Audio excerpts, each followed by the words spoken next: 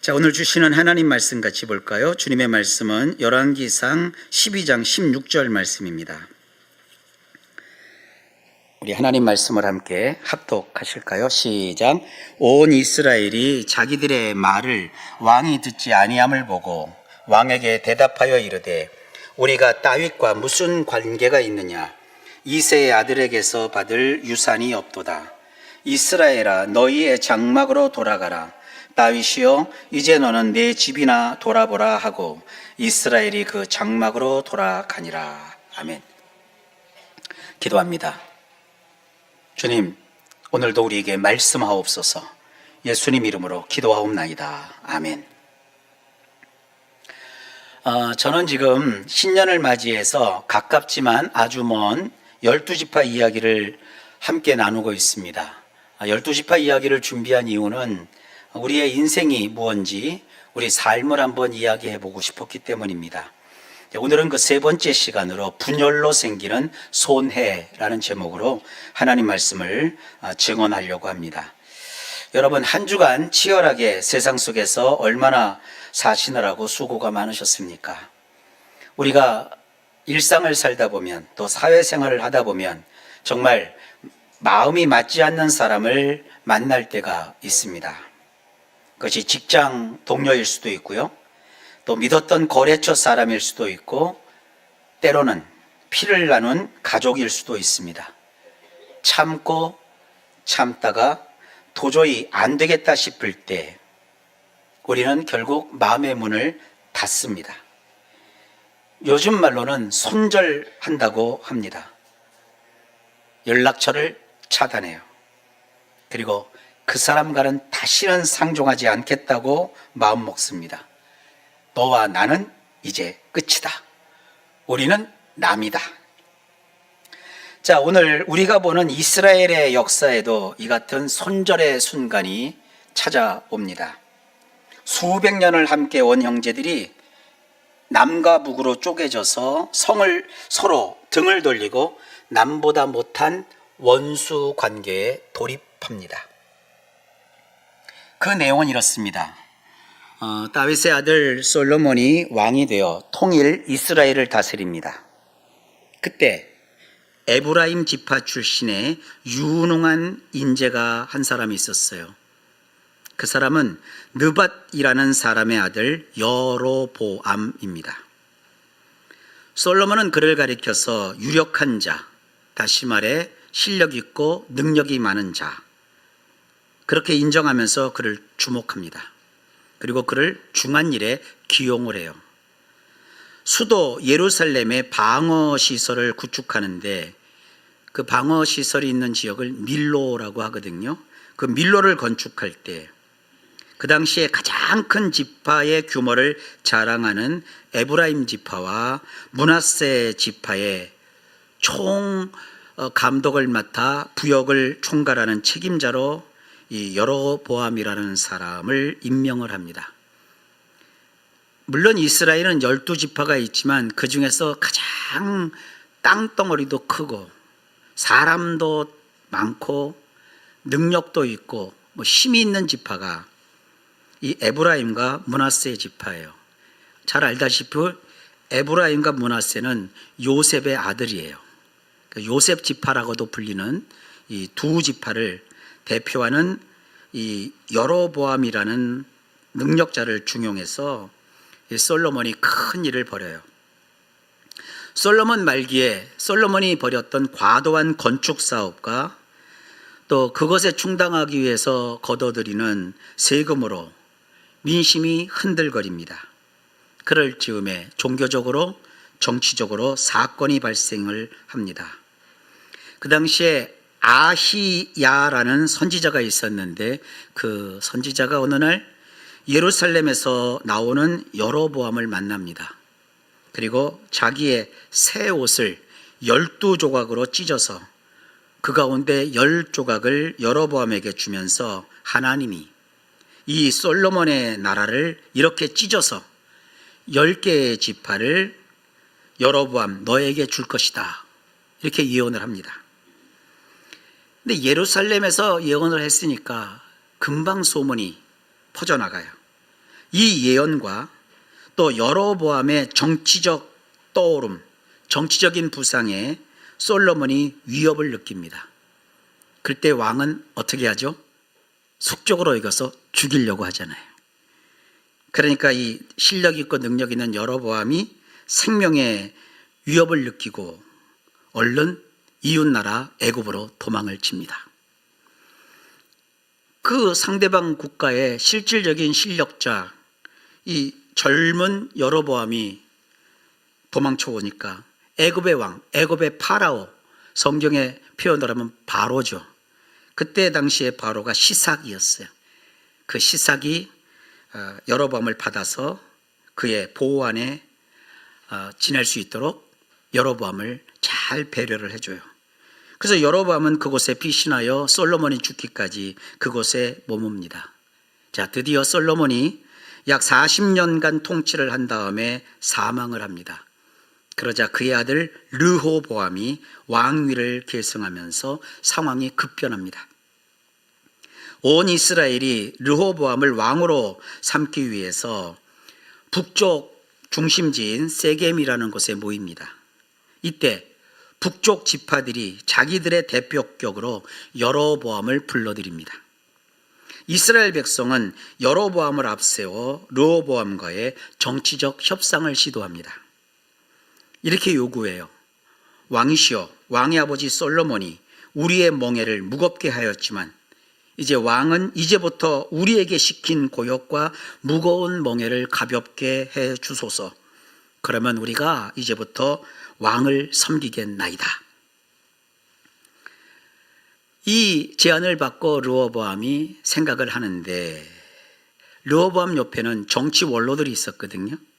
근데 그 정치 원로들은 왕이시여, 때가 잘 맞았습니다. 저 백성들의 원대로 해주십시오.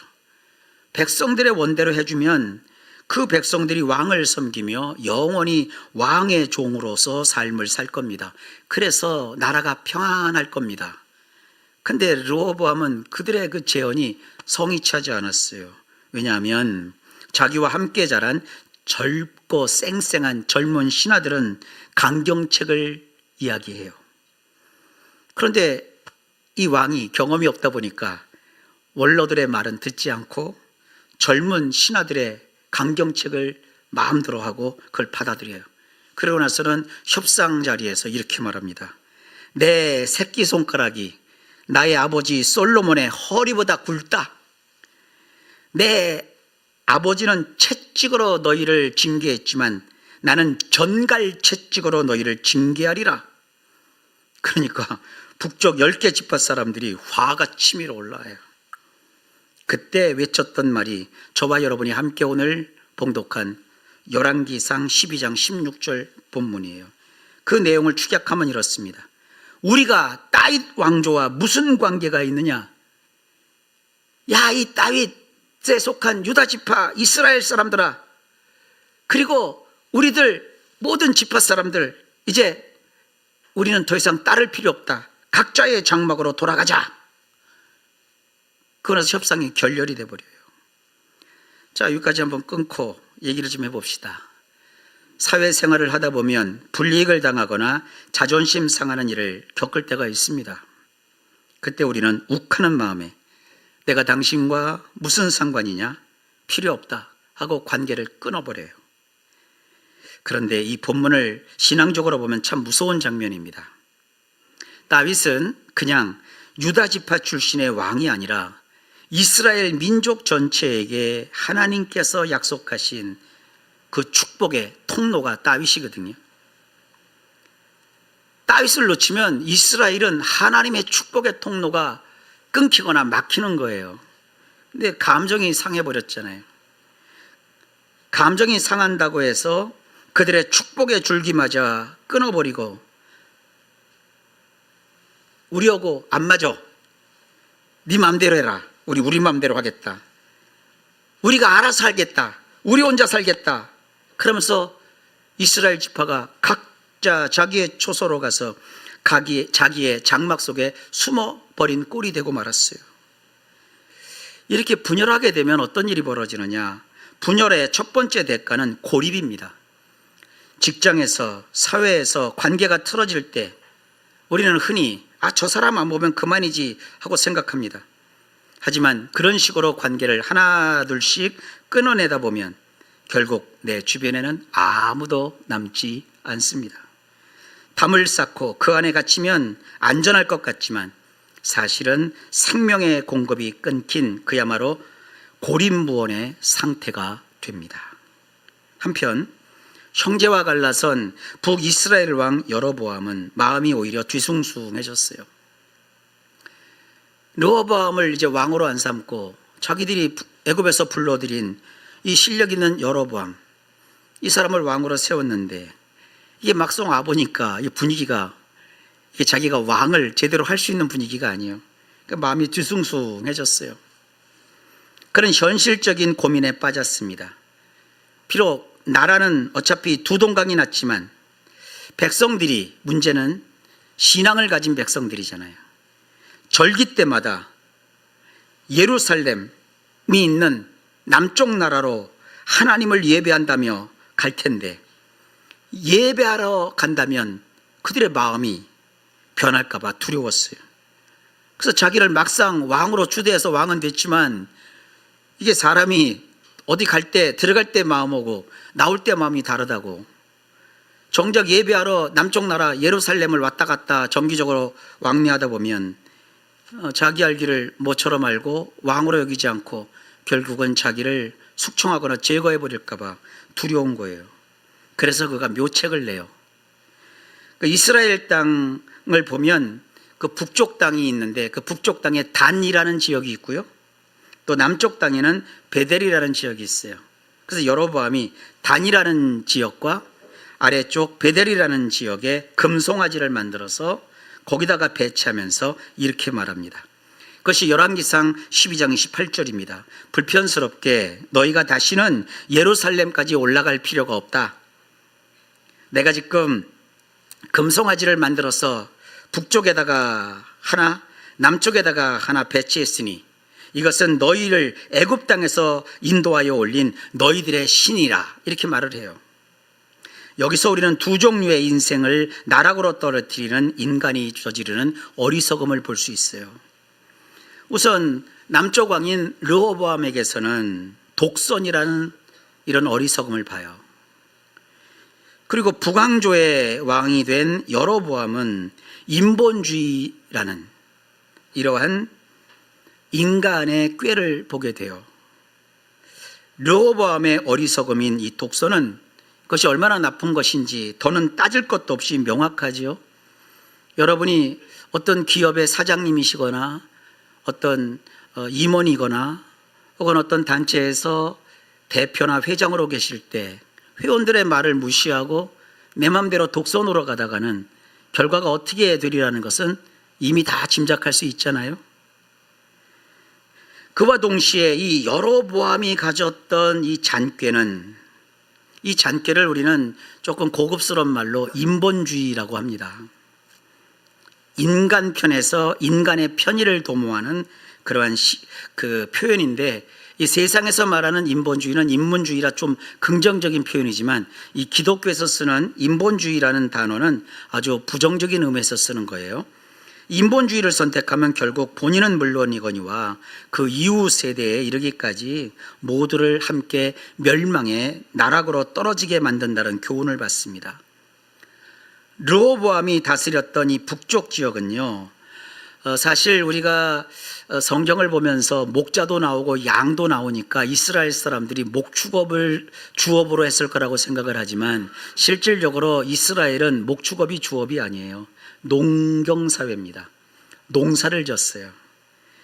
그러니까 르호보암은 이 농경사회를 살고 있는 백성들에게 눈에 보이는 현실적인 풍요를 상징하는 황소와, 그것도 금으로 만든 황소, 그리고 신앙을 위한 종교적 편의로서의 단이라는 곳과 베델이라는 제사의 처소, 제사할 수 있는 장소를 제공합니다. 이것은 왕으로서는 탁월한 선택입니다. 그렇지만 이로 인해 결국 이스라엘 전체를 신앙적으로 영원한 분열과 혼란으로 끌어들입니다. 베델은 아직 예루살렘 성전 제사에 익숙하지 않은 당시 이스라엘 대부분 사람에게는 친숙한 예배의 장소예요. 베델 그러면 누가 먼저 떠오르죠? 야곱. 거기서부터 출발하잖아요. 그래서 항상 이 베트엘, 베트는 집, 엘은 하나님, 하나님의 집이라고 야곱이 지은 그 이름, 그 베델은 이스라엘 그 신앙 공동체에 있어서는 굉장히 친숙한 곳이고, 그곳에서 하나님을 찾고 예배하는 것은 아주 익숙한 일이에요. 하지만 얼핏 보기에 이 단이라는 지명은 낯설죠. 단은 이스라엘의 그 위치상 북쪽에 있어요. 예루살렘은 이스라엘이라는 그 길쭉한 나라의 중간에 있는데, 예루살렘부터 제도 굉장히 먼 거리에 있고요. 그리고 족장들의 주 무대도 아니었기에 매우 낯선 장소인 듯 보입니다. 그러나 성경을 조금 상세하게 살피거나 읽으신 분들은 이 단이라는 장소가 역사적으로, 지리적으로, 종교적으로 볼 때 결코 무시할 수 없는 장소라는 것을 알 수 있습니다. 이 단이라고 하는 지역은요, 여로보암 이전, 다시 말해 사사시대부터 이미 유서 깊은 성소의 역할을 했던 곳입니다. 지금이야 우리가 교회 중심의 신앙생활을 하고 그러지만, 이스라엘이 그 왕정 시대를 쭉 지내면서 이스라엘은 어떤 그 믿음을 가졌냐면 성전 중심, 성전 안에 성막이죠. 거기에 법궤가 있고 또 하나님께 올리는 분향단이 있고 또 번제단이 있고 하는 그런 성막이 있는 곳을 예배의 중심지로 여기는 것이 강력했어요. 히스기야 왕 때와 요아스 시대의 종교 개혁으로 말미암아 이스라엘의 성전 중심의 예배, 성전 중심, 특히 예루살렘 중심의 그러한 신앙이 확고해졌거든요. 근데 그 이전에는 그런 것이 그렇게 강력하지를 않았습니다. 놀랍게도 그 당시에 그 단지파의 제사장이 되었던 인물은 요나단이라는 사람이었거든요. 사사시대에. 근데 사사기 18장 30절에 보면 이 요나단이라고 이름하는 이 사람은 누구냐? 그 할아버지가 모세예요. 모세에게 아들이 있었잖아요. 그 아들의 이름이 게르손이고, 그 게르솜이 낳은 자식이 바로 요나단이라는 사람이에요. 그러니까 요나단이라는 사람이 그 단 지역이라고 하는 그곳에 제사장으로 있었어요.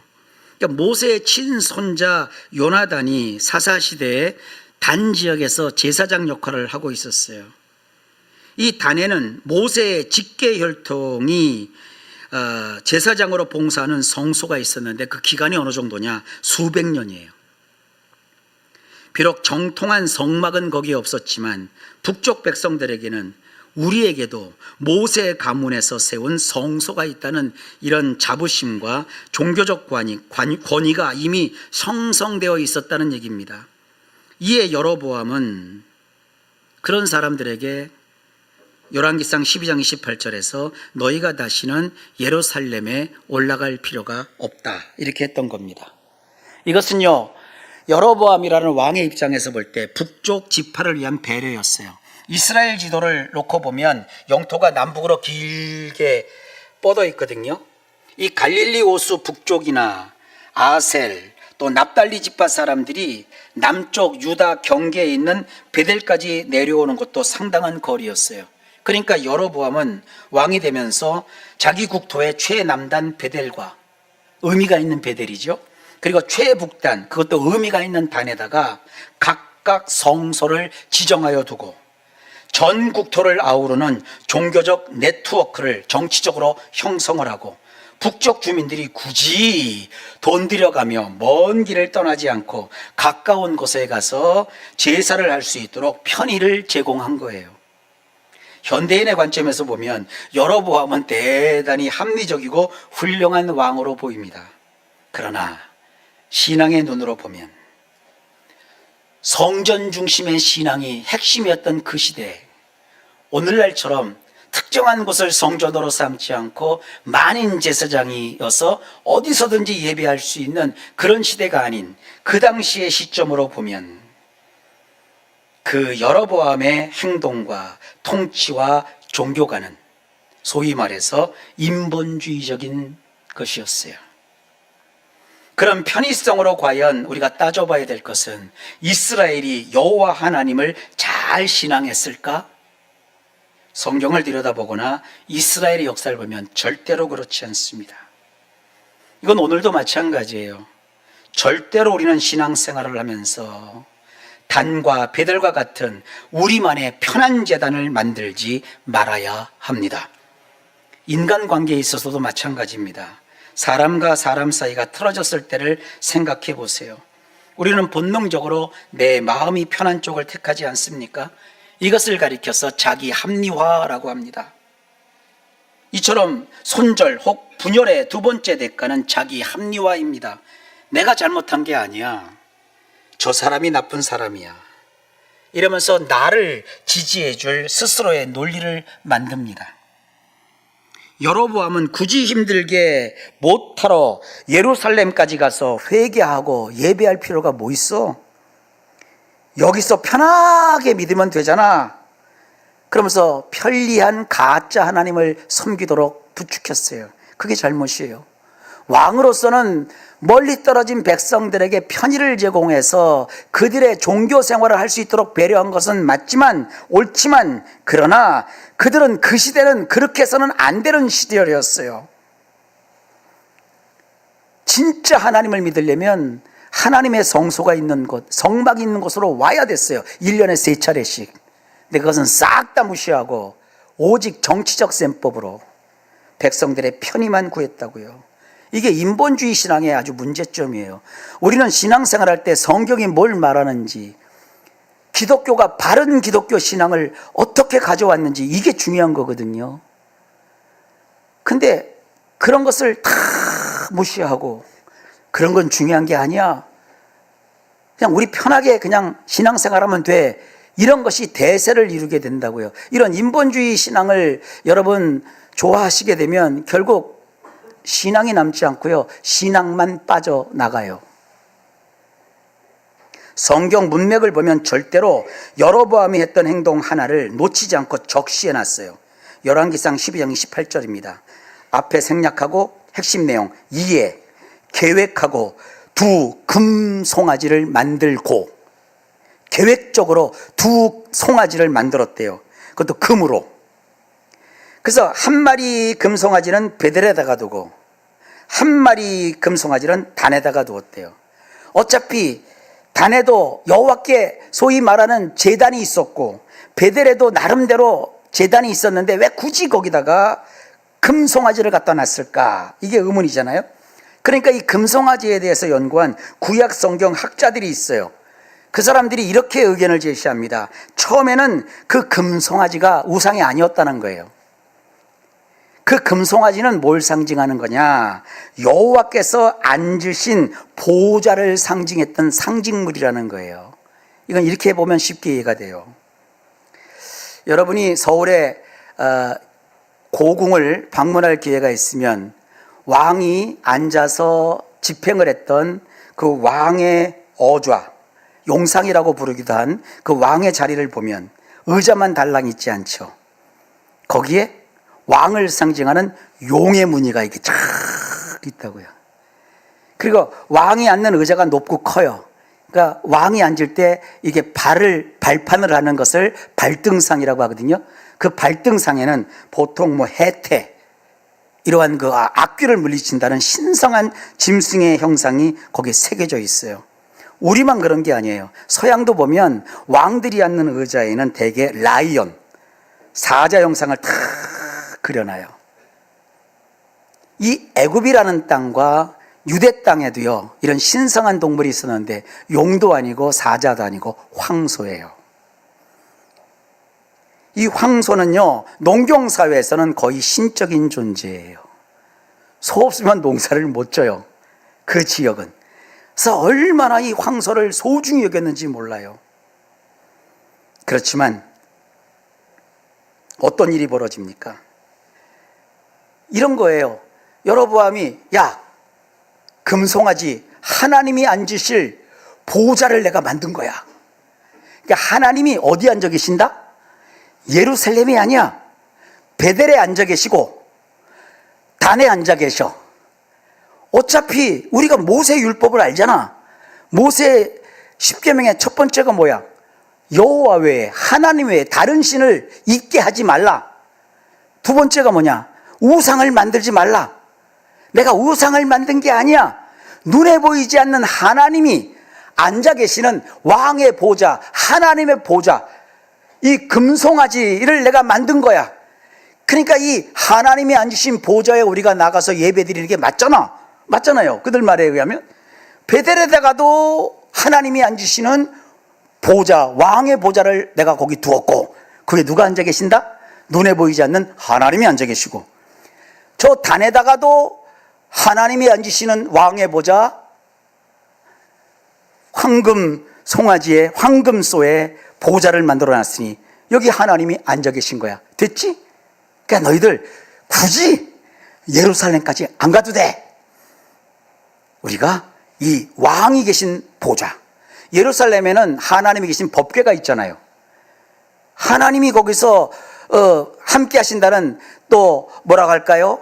번제단이 있잖아요. 근데 그런 걸 대체할 수 있는 왕의 보좌를 만들어 놓고 내가 책임질 테니까 너희들은 이제 남쪽으로 가지 말고 편리하게 남과 북으로 나눠서 예배하면 돼. 편하잖아요. 좋잖아요. 거기도 뭐 하나님이 믿는 거고 다 그런 거잖아요. 이게 요 주장이 오늘날 이단과 똑같아요. 야, 뭐 굳이 그런 교회를 다니냐? 뭐 굳이 그렇게 믿느냐? 뭐 이 시대가 어떤 시대인데 무슨 주일 성수 이러잖아요. 그리고 뭘 그렇게 교회까지 가서 시간 들여가며 신경 써가며 그러느냐? 그냥 앉아서 하면 되지. 그런 것이 인본주의 신앙의 아주 시발점이거든요. 그렇게 만든 거예요. 인간의 편의성을 위해, 다시 말해 인본주의적인 생각으로 배치한 그 금송아지가 결국 어떻게 되느냐? 사람은요, 눈에 보이는 게 약해요. 상징적으로, 신학적으로, 철학적으로 굉장한 의미를 부여해서 보이지 않는 하나님을 막 얘기를 해요. 그러면 처음엔 그게 되는데 성전에 가면 자기들이 얘기하는 단에 가고 베들레헴에 가도 눈에 보이는 건 하나님이 아니라 거기 앉아 계신다는 뭐가 보여요? 금송아지만 보이는 거예요. 우리처럼 공부를 많이 하고 우리처럼 생각이 많고 많은 경험을 가진 사람들이, 고대인들은 아니거든요. 고대인들은 좀 정보가 단순했어요. 뭐 학교를 나오고 그런 게 아니에요. 그냥 위에서 하라면 하는 거고 이렇게 하라는 거면 이렇게 하는 거예요. 의미가 없는 거예요. 그냥 열심을 내는 거예요. 가보면 하나님은 안 보이고 하나님이 앉았다는 보좌인데 이게 조금 지나니까 어떻게 돼요? 저기 하나님이 계시구나. 그러더니 그게 하나님이구나. 이 바뀌는 거예요. 우리 이런 실험 해보잖아요. 쭉 써가지고 귓속말로 뭘 전해놓으면 한 10사람 건너가면 전혀 다른 소리 하잖아요. 똑같아요. 그래서 신앙은 이게 있어야 되는 거예요. 이거 덮어놓고 누가 말하면 저기 가면 다른 소리 하고 있어요. 우리는 그 말이 과연 성경이 말하는 것인지 확인해보고 아니면 제껴놓는 거예요. 천국과 지옥 궁금하지요? 그러나 성경에 없는 천국과 지옥 얘기가 어마어마해요. 갔다 온 사람도 있고 봤다는 사람도 있어요. 그러나 성경은 그걸 얘기하지 않아요. 그러면 성경을 덮을 게 아니라 그 얘기를 덮어야지요. 이게 신앙이에요. 근데 인본주의 신앙은 그러지 않습니다. 인본주의 신앙은 야, 성경 오래된 책이잖아, 낡은 책이잖아, 덮어. 우리의 얘기를 좀 들어봐. 이렇게 편한 것이 있는데, 이렇게 좋은 것이 있는데, 뭐부터 건드려요? 구원론부터 건드려요. 야, 너 그 모양 그 꼴로 천국 가냐? 내가 가봤더니 그거 다 지옥 와 있더라. 이렇게 나와요. 그런 이단한 것에 빠지게 되면 어떻게 돼버려요? 성경이 안 들어와요. 아, 그럼 목사님이 말하는 이단에 가도 성경만 드립답하던데요? 아니요. 제가 알고 있는 그 이단은요, 성경책도 바꿨어요. 자기들 마음대로. 자기들 식으로 성경을 내놨어요. 자기들 의견과 배치가 되는 건 싹 다 바꿔놓고 모양만 성경책이요. 금송아지 위에 하나님이 계시다고 말하는 거나, 하나님은요 금송아지 위에 앉아 계시는 그런 분이 아니요, 오직 법궤 안에 나무로 만든 궤짝을 금으로 덮은 그 법궤 안에 쉬운 보좌 위를 덮어놓고 우리 죄를 용서하시고 1년에 한 번씩 어린 양의 피를 발라야 속죄를 이루시는 그 하나님이에요. 소박하지만 강력한 만군의 여호와, 그분을 믿어야 되는 거예요. 그런데 그건 다 제껴버리고 흉내만 내서 금송아지를 만들어 놓고 그 위에 하나님이 계시다고 속여놓고 나중에는 금송아지 자체를 하나님으로 대신하여 우상 숭배의 표상이 되고 말아요. 나는 하나님을 믿는데 그 하나님이 내가 만든 이 자기 합리화한 신앙관 위에 좌정하셔요. 무교회주의가 그런 게 있어요. 근데 요즘은요 무교회주의를 넘어서요, 지금은 교회 불필요한 주의. 교회가 필요 없대요. 과연 교회가 필요 없을까요? 신신학, 신학은 신학인데 거기다 신자 하나도 붙여요. 또 혼합주의, 혼합주의가 여러 가지를 만들어요. 그래서 교회 안에 하나님 외에 다른 걸 다 끄집어들여요. 우리는 절대 혼합주의 안 합니다. 제가 다른 교단에 있다가 합동으로 온 이유도 저는 혼합주의가 싫어서예요. 여러분, 저와 같이 신앙생활하는 동안에는 여러분들은 혼합주의 근처에 가시면 안 돼요. 저는 혼합주의를 감별하는 감별사는 아니어도 하나님께서 이것이 혼합된 잘못된 신앙인지 아닌지 적어도 분별할 수 있는 분별력은 요만큼 주셨어요. 이단 신앙 사상, 그런 식의 인본주의가 아니라 우리는 신본주의, 왕이신 하나님이 통치하고 다스리는 신정주의, 성경 위에 터잡은 바른 신앙관, 바른 신관, 나의 사상과 신학과 믿음을 끊임없이 성경으로 돌아가서 성경으로 확신하고 확인하려는 그야말로 소위 말하는 개혁신앙, 이런 것 가지지 않으면 다 금송아지예요. 우리가 누군가를 미워하면 우리는 하나님조차 내 마음대로 왜곡시켜 마치 내 편만 들어주는 분으로 축소하거나 왜곡시킵니다. 내 자신을 지키기 위해 만든 내 마음대로의 논리, 그것이 바로 내가 만든 금송아지입니다. 관계가 깨지면 우리는 진리를 따르기보다 내 감정을 정당화하는 이런 우상 숭배에 빠지기 쉽습니다. 이게 하나님의 뜻인 걸 분명히 알았거든요.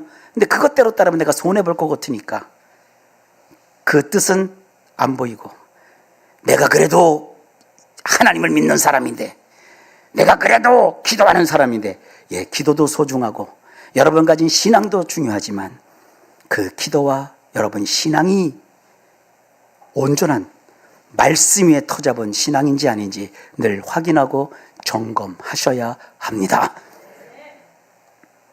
세상은 말합니다. 안 맞으면 끊어라. 네 마음 챙기는 게 최고다. 그러나 그렇게 다 끊고 나면 우리 마음에 진정한 평화가 찾아오던가요? 경험해 보셨잖아요. 어떻게 전화번호 차단해 놓으면 어떻게 편안하세요? 스팸 전화나 070으로 오는 전화는 차단하면 편안하지만, 여러분 아버지하고 대화가 안 된다고 아버지 전화 딱 번호 차단시켜 놓고 엄마 전화 딱 차단해 놓고, 심지어 이런 부모도 있어요. 아이, 나 자식하고는 대하기 싫어. 자식들 다 차단하면 어떡할 거요? 진정한 평화는 차단한다고 오는 거 아닙니다. 여전히 찝찝하고 순간순간 외롭지 않습니까? 인간의 방법으로는 깨진 관계를 붙일 접착제가 없습니다. 성경은 오직 한 길, 예수 그리스도의 십자가만이 답이라고 선포합니다. 에베소서 2장 14절에 십자가의 능력을 이렇게 선포합니다. 그는 우리의 화평이신지라. 둘로 하나를 만드사 원수된 것 곧 중간에 막힌 담을 자기 육체로 허시고. 예수님은 세상의 갈등을 어떻게 해결하셨다고 말합니까? 누가 잘했고 누가 잘못했는지 따져서 예수님은 판결문을 쓰지 않습니다. 대신에 당신의 육체를 십자가에서 찢으셨습니다. 십자가의 원리를 잘 생각해 보세요. 십자가가 이렇게 돼 있잖아요. 긴 것이 위에서 아래로, 아래에서 위로, 상하, 하나님과 인간의 관계입니다. 이건 아주 길고 중요한 거예요.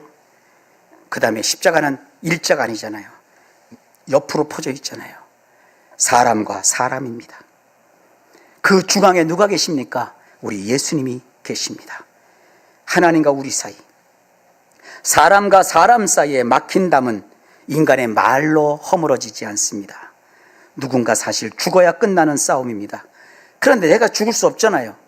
그래서 죄 없으신 예수님이 십자가에서 대신 죽으셨습니다. 이 십자가 사랑을 깊이 만난 사람은 달라집니다. 직장이나 내 사회생활에서 나를 힘들게 하는 사람들, 살면서 겪은 나를 배신한 친구를 볼 때 이제는 좀 달리 보셔야 하지 않겠습니까? 전에는 원수로 보였지만 지금은 이제부터는 예수님이 저 사람을 위해서도 피 흘리셨구나, 이런 긍휼의 눈이 열리시기를 축복합니다. 내가 참는 것이 아니라 내 안에 계신 주님의 사랑이 그 막힌 담을 넘게 하여 주실 겁니다. 사랑하는 성도 여러분들, 이제 말씀을 맺겠습니다. 우리는 사람 때문에 상처받고 관계 때문에 지친 시대를 살고 있습니다. 이제 그만 보고 싶다며 마음에 셔터를 내린 관계가 있습니까? 그렇다고 억지로 오늘 설교를 듣고 화해하려고 나서서 애쓰지는 마십시오. 우리 힘으로 안 됩니다. 다만 그 상처받은 아픈 마음을 가지고 예수님의 십자가 앞으로 나오십시오. 그리고 나를 위해 찢기신 주님의 몸을 상상하시면서 이렇게 고백하십시오. 주님, 내 힘으로는 저 사람을 용서할 수 없지만 주님이 허물어 버리신 그 담을 믿습니다. 주님의 십자가가 내 마음에 세워질 때 우리를 가두고 있던 미움의 독은 사라지고 하나님이 주시는 참된 자유와 평강이 여러분과 여러분의 일상 속에 덮어서 복 주시기를 예수님의 이름으로 축원합니다. 기도합니다. 하나님 아버지, 하나님과의 관계도 그렇고 사람 사이의 관계도 그렇고 단절하고 손절하고 끊어내는 것만이 능사가 아닌 것을 알게 하시니 감사합니다. 이 갈라지고 분열된 것으로 얻는 이익보다는 보는 손해가 너무나도 크다는 것을 다시 한번 느낍니다. 주여, 우리 깨어진 관계, 갈라진 관계, 그 안에 예수님이 계심으로 해서 필요한 관계면 이어주시고 손해가 되는 것이면 피하게 하옵시고 다만 주께서 원하신 여호와 샬롬, 살리는 역사가 나타나게 하옵소서. 이스라엘이 한번 분열했더니 다시는 합쳐지지 않은 그 불행한 역사를 우리의 일상에서는 반복하지 않게 하옵소서.